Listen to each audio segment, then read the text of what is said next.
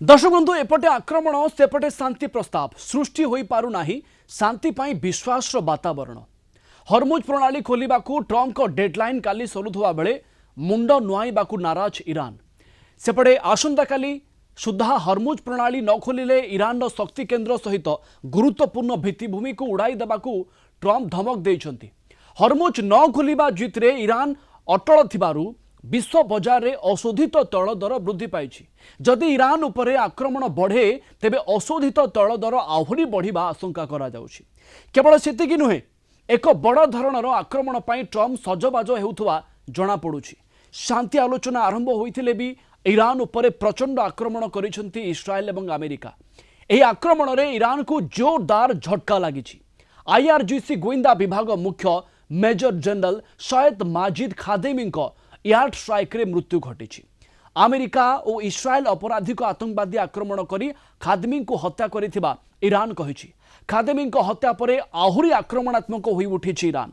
से भली तेहरान बाहिरस्तान जिले में एयर स्ट्राइक होइछि। ए आक्रमण में 15 जनक मृत्यु होइछि, बहु लोक आहत होइछन्ति। सेपटे उपसागरीय देशगुड़िक उपरे प्रचंड हमला करिछि ईरान। कुवैतर 2टी पावर प्लांट उपरे ड्रोन आक्रमण जोगु उत्पादन बंद होइछि। तेबे ईरान आक्रमण में नष्ट होइछि कुवैतर प्रमुख जल विशोधनागार। यह सहित कुवैतर बुवियान द्वीप उपरे भी आक्रमण करिछि ईरान। द्वीपर थिबा अमेरिका सेना बेस उपरे टार्गेट करिथिबा ईरान कहिछि। अमेरिका एवं इस्राएल आक्रमणर कड़ा जवाब देउछि। पूर्वर शांति आलोचना को ईरान प्रत्याख्यान करिथिबा बेले वर्तमान प्रस्ताव कार्यकारी हेबारे संदेह रहिछि। किंतु आसंदा 24 घंटा भितरे 24 घंटा परे कोन हेबो? डोनाल्ड ट्रंप चेतावनी देइछन्ति, बार बार चेतावनी देइछन्ति, किंतु ईरान मानिला भली लागू नाही। प्रोफेसर मानस बेहरा अंतर्जातीय व्यापार विशेषज्ञ आम सहित जोड़ी होती अधिक आलोचना पाई। प्रोफेसर बेहरा आपन को स्वागत करी। आपन को लगुच डोनाल्ड ट्रंप कथा ईरान मानिब एवं 24 घंटा परे परे हरमुज खोलीदेव?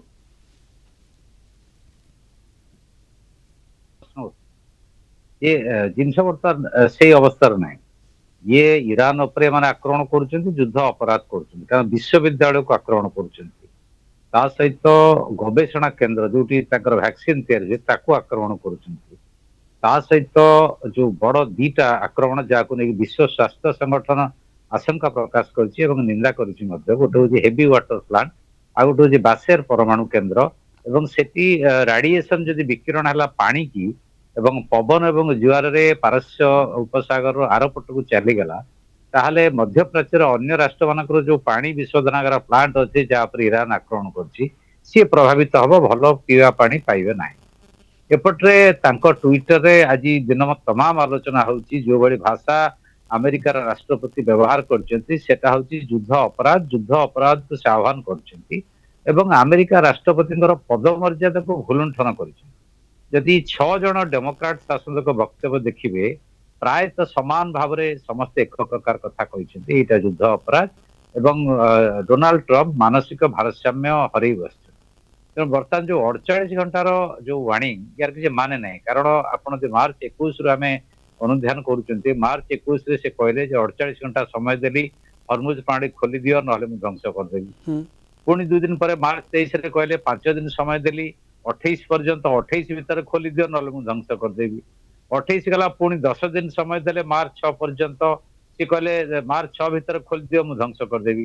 बर्तमान 6 पूर्व 4 तारीख कहले 48 घंटा समय ना नर्क अजाड़ी हो तम उपरे। तो ये कौन जना पड़ा काली सकाळे आज रात्रि काली सकाळू से कहबे आउ 4 दिन घुंचीगला 48 घंटा घुंचीगला आलोचना एपटे चली। कारण विटकफ आग्राची मध्य डायरेक्ट टेक्स्ट मेसेज हो कथबार्ता हो नहीं, मेसेज दिया निया हो। एपटे मध्यस्थी राष्ट्र माने प्रस्ताव नहीं कि ईरान पाखरे पहुंचती। ईरान कही जे आमे प्रस्तावर कौन उत्तर हम ताको ऑलरेडी जनईछु। तेणु एपटे गोटे बैकडोर डिप्लोमेसी कूटनैतिक उद्यम चली, युद्ध विराम हम 45 दिन प्रस्ताव आसुची। एपटे प्रचंड आक्रमण धमक अति अश्राव्य भाषा असभ्य भाषा गाड़ी गुलज ये दीटा को आप कौन देखिए? ट्रंप को रीड करवा आकलन करवा संपर्क में कौन से कहबे जानिबा इटा सबुठारु विश्वर कूटनैतिक इतिहास रे विश्वर प्रोफेसर बेहरा आकलन करवा ट्रंप को एवं विश्वास करवा बहुत फरक अछि। एमिति लागुछि जेमिति ईरान अमेरिका को विश्वास को ही नौ नाही।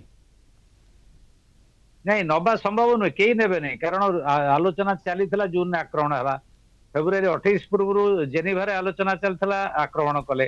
ତେଣୁ ଇଏ ଇରାନ ଉପରେ ଯୋଉ ଆକ୍ରମଣ ହେଇଛି, ଇଏ ଯୁଦ୍ଧଖୋର ନେତା ଦି ଜଣ, ନେତାନ୍ୟାହୁ ଏବଂ ଟ୍ରମ୍ପ, ଇଏ ଦି ଜଣ ହଉଛନ୍ତି ଯୁଦ୍ଧକୁ ଏକ ସଲ୍ୟୁସନ ଭାବରେ ବା ସମସ୍ୟାର ସମାଧାନ ଭାବରେ ବ୍ୟବହାର କରୁଛନ୍ତି। ତା ପଛରେ ଗୋଟେ ସାମ୍ରାଜ୍ୟବାଦୀ ଫାସିବାଦୀ ନୀତି ଅଛି, ଆମେରିକାର ପ୍ରାଧାନ୍ୟକୁ ବିସ୍ତାର କରିବା, ଏବଂ ତା ସହିତ ଆଉ ଗୋଟେ ପ୍ରମୁଖ କାରଣ ହଉଛି ମିଲିଟାରୀ ଇଣ୍ଡଷ୍ଟ୍ରିଆଲ କମ୍ପ୍ଲେକ୍ସ, ତାଙ୍କର ବେପାର ବଢେଇବା।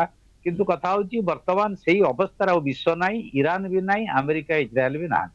ବର୍ତ୍ତମାନ ଆମେରିକା କଥା କେହି ମାନିବାକୁ ରାଜି ନୁହେଁ, ଆମେରିକା ଉପରେ ହେଭି ପ୍ରେସର ଅଛି, ତାଙ୍କ ଇଚ୍ଛା ଅନୁସାରେ ଯୁଦ୍ଧ କରିପାରିବେନି। ଅର୍ଥନୈତିକ ଚାପ ଅଛି, କୂଟନୈତିକ ଚାପ ଅଛି ଏବଂ ରାଜନୈତିକ ଚାପ ଅଛି, ଦେଶୀୟ ରାଜନୀତିର ଚାପ ଉଭୟ ନେତାଙ୍କ ଉପରେ ଅଛି, ନେତାନ୍ୟାହୁ ଏବଂ ଟ୍ରମ୍ପ। ଏଇ ଯୋଉ ଏକ୍ସପେରିମେଣ୍ଟ ମାନେ କଲେ, F-15 ଖସିଗଲା ଏବଂ ରେସ୍କ୍ୟୁ କଲେ, ରେସ୍କ୍ୟୁ କରିବାଟା ଗୋଟେ ବଡ ବିଜୟ ହେଲା ଆମେରିକାର, ଏଟା ସ୍ୱୀକାର କରିବାକୁ ପଡିବ। କିନ୍ତୁ 4ଟି ବଡ ବଡ ଜାହାଜ ଏବଂ ହେଲିକପ୍ଟର ଲସ୍ ହେଇଗଲା, ଆଜ୍ଞା। F-15 ଲସ୍ ହେଇଗଲା, C-130 ଲସ୍ ହେଇଗଲା, ବ୍ଲାକ୍ ହକ୍ ଲସ୍ ହେଇଗଲା। ଏଇଟା ସେମାନେ ଗୋଟେ ଏକ୍ସପେରିମେଣ୍ଟ କରୁଥିଲେ ଯେ ଗ୍ରାଉଣ୍ଡ ଆଟାକ୍ କରିପାରିବେ କି ନାହିଁ। ତ ଏତେ ଲସ୍ ହେଲା ଯେ ଆଉ ଗ୍ରାଉଣ୍ଡ ଆଟାକ୍ କୁ ଯିବେ ମତେ କାହିଁ ଲାଗୁନାହିଁ। ହରମୁଜ ପ୍ରଣାଳୀକୁ ମୁକ୍ତ କରିବା ପାଇଁ ଖର୍ଗ ଆଇଲାଣ୍ଡକୁ ସେମାନେ ନିୟନ୍ତ୍ରଣକୁ ନେବେ। ପାହାଡିଆ ଅଞ୍ଚଳରେ ଯୋଉଭଳି ଭାବରେ ବ୍ୟସ୍ତ ହେଇକି ବିକଳ ହେଇକି ତାଙ୍କର ଏଇ ଯୋଉ ଖରାପ ଭାଷାରେ ଗାଳି ଗୁଲଜ କଲେ ଟ୍ରମ୍ପ, प्रोफेसर ତା बेहरा सौ ପଛରେ ଏଇ ଯୋଉ प्रकार ହତାଶା कौशल ଭାବ तो अमेरिका ପ୍ରତିଫଳିତ आपणे ହେଉଛି। सारी तापर भी प्रथम 48 घंटार समय दि जाऊँगी, तापर भी 24 घंटार समय दि जाऊँगी। डोनाल्ड ट्रम्प एबे भी अपेक्षा करुँच ईरान यही धमक को शुणिकी मानिजिब एवं हरमुज प्रणाली खोलीदेव ना केवल चेतावनी या उद्देश्य दि जाऊँगी जमी 24 घंटा पर किसी नुआ होगा जाऊँगी।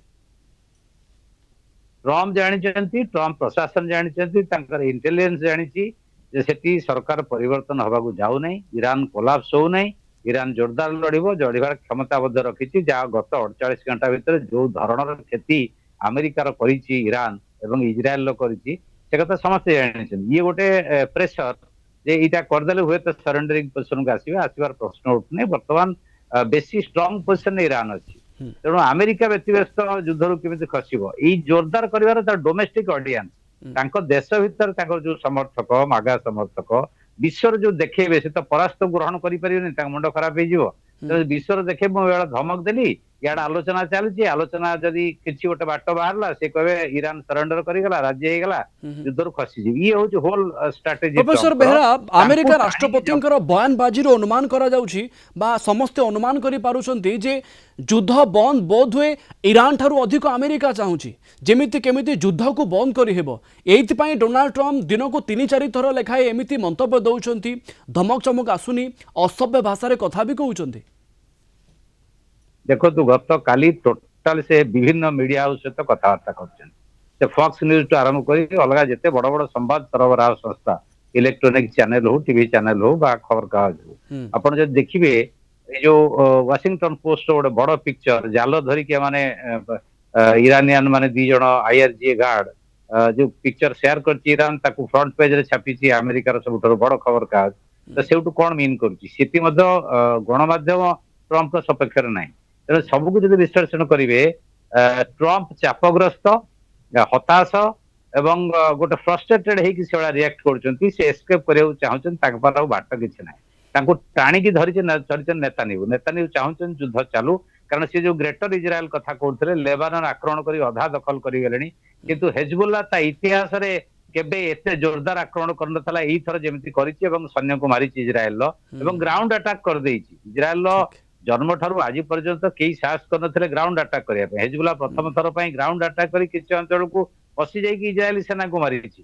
तेणु ये तो मेनस्ट्रीम गणमाध्यम आसु नाही, तेणु वर्तमान कथा होछि सी मध्ये चापग्रस्त। बिल्कुल प्रोफेसर बेहरा, बिल्कुल मध्य प्राच्यर अनेक देश प्रभावित हेबा सहित ईरान जो शीर्ष नेतृत्व प्राण जीवा परे परे आउ किछि चिराचोरी आउ किछि नुआ लागू नाही, युद्ध रे सब चिराचोरित लागुछि, किंतु आसंता 24 घंटा परे परे आउ कोन नुआ हेबाक जाउछि, डोनाल्ड ट्रम्प को डेडलाइन परे आउ कोन किछि नुआ हेबो कि, याकु सारा विश्व एबे देखिबा पाई चाहि रहिछि। आपन को अनेक अनेक धन्यवाद देबी अधिक आलोचना पाई। प्रोफेसर मानस बेहरा अंतर्जातीय व्यापार विशेषज्ञ आम सहित जोड़ी होते अधिक आलोचना करुथिले।